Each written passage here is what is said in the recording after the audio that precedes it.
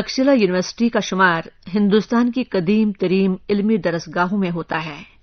3री सदी कबल मसीह में मौर्य हुकूमत के दौर में ये इदारा मुल्क और बैरून मुल्क अहम तालीमी मरकज माना जाता था और हिंदुस्तान का तरीक़े तालीम बहुत मय्यारी माना जाता था।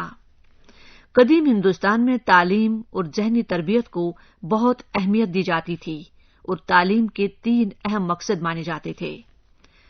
तहसील इल्म के साथ ज़हनी तरबियत और तीसरा ये कि मजहबी रसूम अदा करने की लियाकत। मुल्क में जगह जगह दीनी दरसगाहें कायम थीं, जिनमें तक्षशिला को मरकजी और अहम मकाम हासिल था। तक्षशिला में मुल्क के अलावा बैरून मुल्क से भी बड़ी तादाद में तालिब इल्म तालीम हासिल करने आते थे। हिंदुस्तानी उलूम और फलसफे को यूनान में बहुत कदर की नजर से देखा जाता था। इसका अंदाजा इस बात से लगाया जा सकता है कि जब सिकंदर ने मशरिकी मुहिम के लिए कूच किया तो उसके उस्ताद अरस्तू ने उसको मशवरा दिया कि हिंदुस्तानी उलूम हासिल करने के लिए वो अपने साथ कुछ यूनानी आलिम लेता जाए। चुनांचे हिंदुस्तान पहुंचकर सिकंदर तक्षशिला गया और बहुत मुतासिर हुआ। वो अपने साथ चंद हिंदुस्तानी तबीबों को यूनान ले गया। तक्षशिला आला तालीम का ऐसा मरकज था जहां मुख्तलिफ उलूम की तालीम एक साथ दी जाती थी। तक्षशिला के बारे में तफसील बुद्ध मजहब की जातक कहानियों से मिलती है। तक्षशिला के निसाब में कमोबेश 68 किस्म के उलूम और फनून शामिल थे, जिनमें मजहब, सियासी नजरियात के अलावा सिपागिरी, तीरंदाजी, तिब, जराही, फल्कियात, मौसीकी के अलावा दीगर उलूम भी शामिल थे। जब लड़का शऊरमंद हो जाता तो उसको तालीम और तरबियत के लिए तक्षशिला में दाखिल कर दिया जाता था, जहां वो कई बरसों तक तालीम हासिल करता था। तालीम हासिल करने के बाद जब वो वापस घर जाता तो समाज में कदर की नजर से देखा जाता था।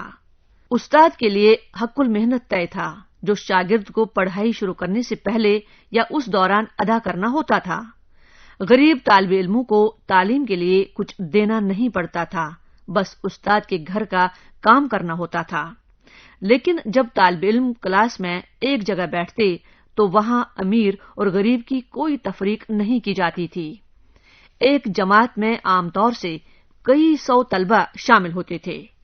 हर एक उस्ताद के साथ बतौर नाइब उनके मुमताज साबिक तालिब इल्म भी शामिल होते थे। तक्षशिला में रोजमर्रा का काम बहुत कायदे के साथ शुरू होता था। हर एक तालिब इल्म अंधेरे से बेदार हो जाता और जरूरियात से फारिग होकर पढ़ने में मसरूफ हो जाता। ये सिलसिला दोपहर के खाने के वक्त तक जारी रहता। दोपहर को कुछ देर आराम के बाद शाम का वक्त उन असबाब को दोहराने में सरफ किया जाता जो सुबह को पढ़ाए गए थे। यहाँ तरीक़े तालीम हकीकत पर मबनी था, जिसमें तालिब इल्म की ज़हनी इस्तेदाद का ख्याल रखा जाता था। उस्ताद बातों बातों में सब कुछ बता देता था। इसकी एक मिसाल शहजादा जेविक की कहानी है, जो 7 बरसों तक वहां ज़ेर तालीम रहा। नौजवान शहजादा जब तालीम मुकम्मल कर रहा था तो उसके गुरु ने कहा कि जाओ शहर के गिरदो नवा में घूमकर कोई ऐसी बूटी या पौधा तलाश करो जिसको दवा में इस्तेमाल न किया जा सके, और अगर कोई पौधा मिले तो मेरे पास लाना। जीविक कई दिनों तक शहर के चारों तरफ जंगल में घूमता रहा, लेकिन उसको कामयाबी नहीं मिली।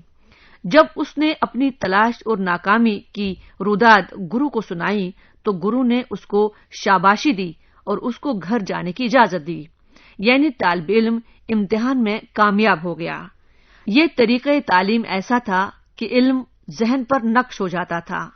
तक्षशिला के असातिज़ा में ऐसी शख्सियत शामिल थीं जिनके इल्म और फन की शोहरत मुल्क के अलावा बैरून मुल्क में भी फैली हुई थी।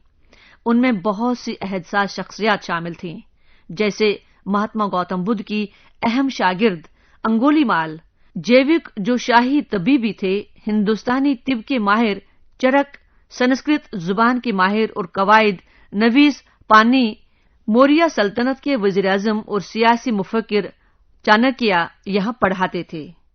تکشیلا کا طرز تعلیم بہت مربوط اور مؤثر تھا، جس کے نتائج بڑے دیرپا اور دور رس ہوتے تھے۔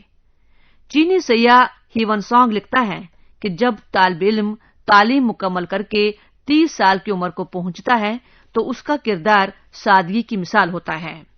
وہ اپنا وقت علم اور فن کے گہرے اور عمیق مسائل حل کرنے میں صرف کرتا ہے۔ اسی ہندوستانی طرز تعلیم کی نمائندہ اور علامت تھی تکشیلا یونیورسٹی۔